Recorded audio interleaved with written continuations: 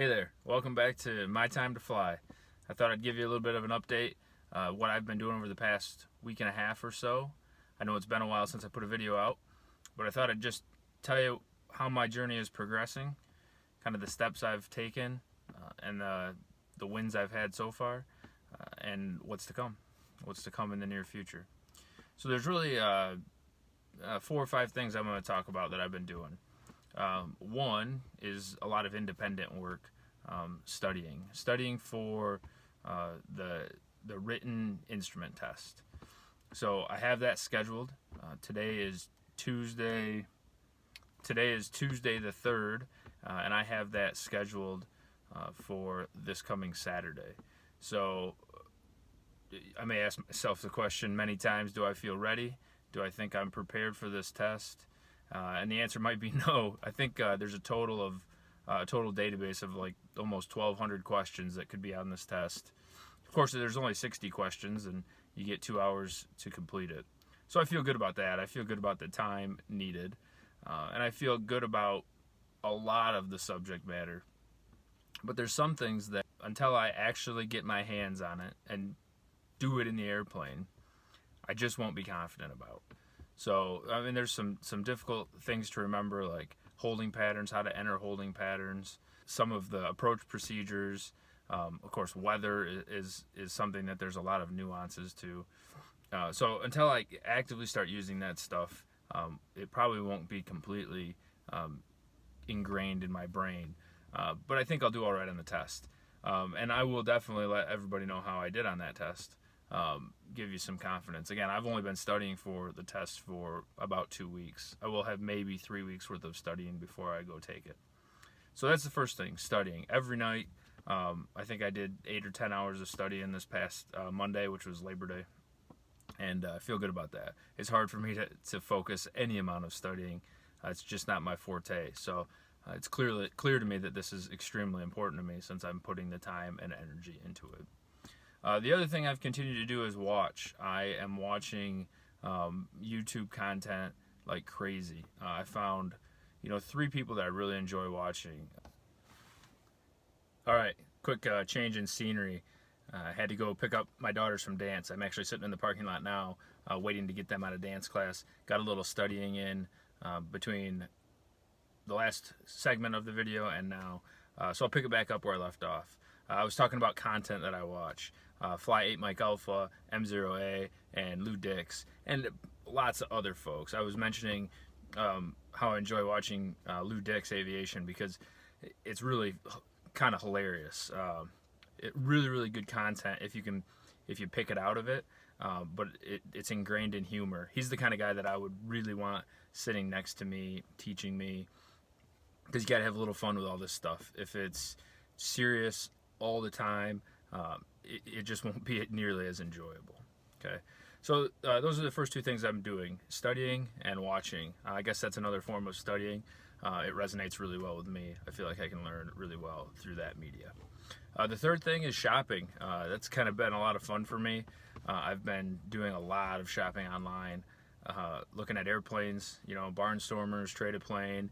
If I go a couple days and look again, it's fun to see the new planes that pop up.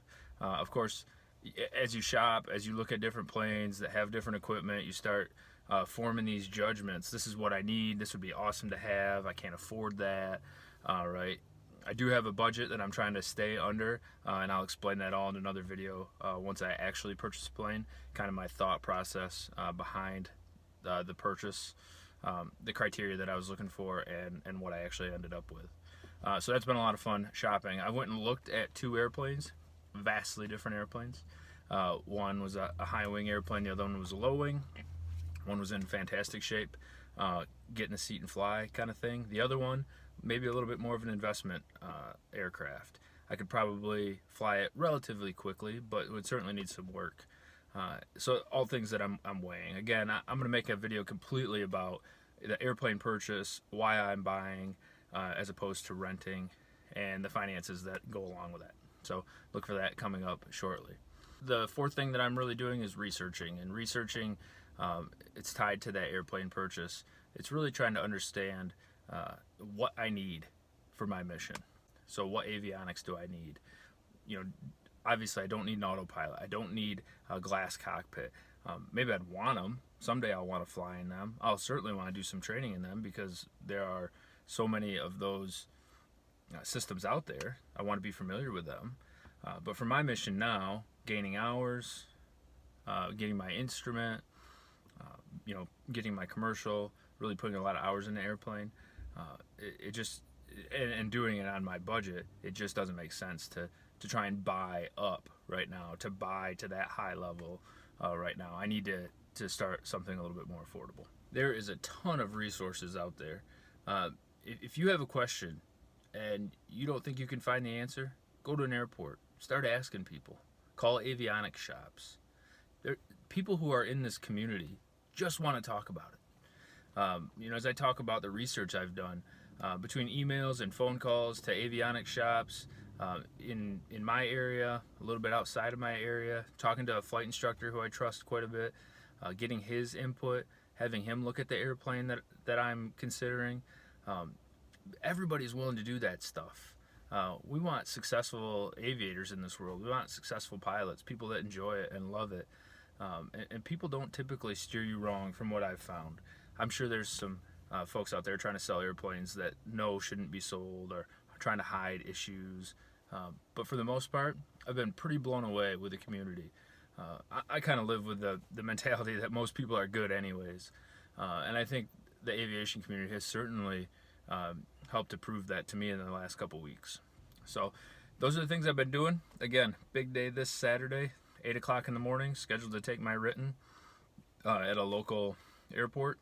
So if you have any tips or tricks, how you got through your written, things that surprised you, maybe how the media works. There's a lot of, in this content, my understanding is there is a ton of graphics, maps, charts, approach plates, maybe how you viewed that. Is it all on the computer? Do they give you any paper? If you have any of that stuff that you'd share, I would certainly appreciate it. Again, I'm excited for it. It's only been 3 weeks, and I've been kind of doing the learning on my own, which may be a hazard, but we'll find out. And then hopefully in the next couple weeks, we'll start seeing some videos in the airplane, me actually doing the training, gaining the hours. The weather is starting to get a little nastier around here. We've got storms going through now, and of course it's September. Snow will be flying where I am anyways in the next, 8 to 12 weeks, 4 to 12 weeks, you never know. I live in Michigan, so seems like we get snow whenever at random times throughout the fall. So who knows when we'll be getting the weather kind of turning on us, and that might slow down progress. But I'm dedicated to it, and we're going to make it happen. So thanks for watching, and we'll check you on the next one.